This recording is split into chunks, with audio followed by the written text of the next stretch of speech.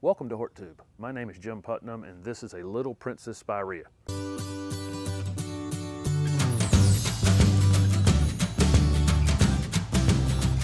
This is Little Princess Spirea, a low-growing, pink-flowering, woody shrub. Little Princess can actually reach 3 feet in height and probably 5 to 6 feet in width. It has a perfect low doming shape, but this plant could actually be kept much smaller than that. It could be kept under 2 feet in height and probably less than 4 feet in width. Like most Spireas, Little Princess is going to be extremely cold hardy. This thing can grow up to zone 4 and down to zone 9. There are a lot of Spirea varieties that are pretty fast growing, but Little Princess probably only adds about 3 to 4 inches all the way around during a growing season. These are definitely sun-loving plants. You want to give them at least 6 hours of direct sun and then all the way to full sun. It probably would live in the shade, but it'd be thinner and have far less flowers. There are a lot of different uses for Little Princess Spirea. This plant, since it stays in a perfect little low dome, actually works great on a foundation. It does lose its leaves, but if you have other evergreen things behind it, it stays in such a little formal shape that it just doesn't matter that it doesn't have leaves in the wintertime. It also works great in a container. You can put something taller, evergreen behind it, or put other flowering things in front of it. And it's so cold hardy in most areas in the country, it can actually overwinter in the container without a lot of additional protection.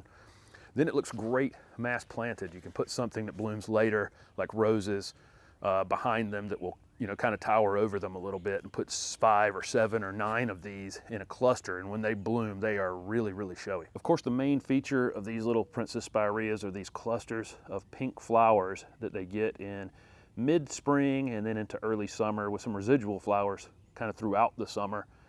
Those are very, very nice. I waited a little late on this plant to shoot this video. It was much, much brighter a week or 2 ago. The flowers are starting to fade out to white on them, but like I say, I'll do some pruning after this initial flowering and I'll get some additional flowers after that. The foliage is really, really nice on these throughout the summer. It's got a really nice dark green foliage. The new growth tends to be a little lighter, so there's a little two-tone habit to that. Of course, one of the main things with these is it just stays as a perfect little low dome, almost no matter what you do to it. You don't have to prune it if you don't want to, because it just keeps this perfect shape all by itself. I've included videos in the description of this video for planting woody shrubs and trees. You'd have a difficult time killing Spirea. You'd really have to go in and plant it too deep, over mulch it, over water it, that kind of thing in order to kill it. This is a plant, you put it in the ground, you water it in well, and then you just kind of leave it alone. The first year your Spirea is in the ground, you want to check it occasionally for watering.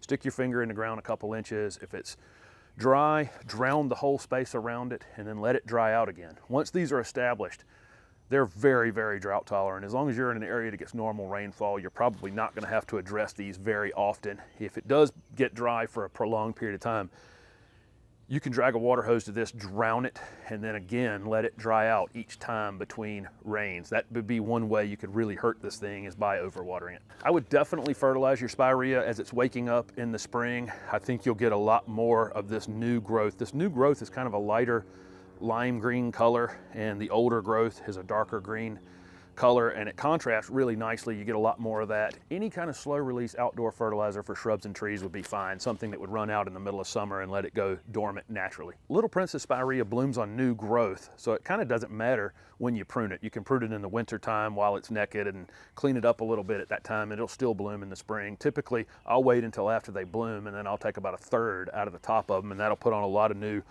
growth from the bottom and keep it very full. And you also get some residual flowers from doing it that way. There really aren't a lot of pests on Spirea. Sometimes on the newest growth in the spring, we'll see some aphids on them. It's usually just not that big of a deal, not anything I'm going to worry about.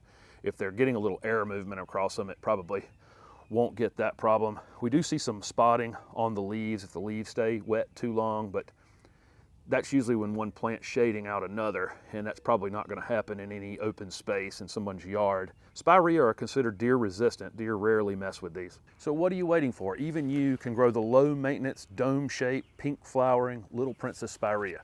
Thank you for watching my video, and if it was helpful, please hit the like button and subscribe to my channel for future videos. Also comment below with any questions you have about Spirea. Thanks again.